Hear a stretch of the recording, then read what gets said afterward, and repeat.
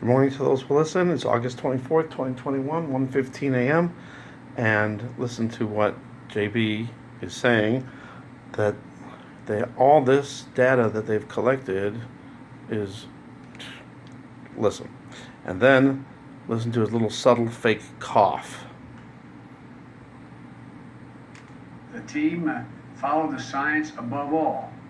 They looked at the mountains of clinical data, clinical trial data, and the safety and efficiency data, and concluded without question the vaccine was safe and effective for emergency use in December. That same thing, we've got those shots in arms at the time, 350 million in the United States, and billions across the world. And billions. They kept pouring over this data. The FDA approval is the gold standard.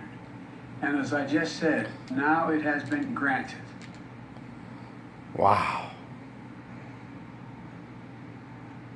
You know, it used to take, 5-10 years to go through all the trials, but they streamlined this thing so quick and still claim that the trials have concluded without question that they're safe and effective when we have no long-term effects whatsoever. Anyway, let me know what you think.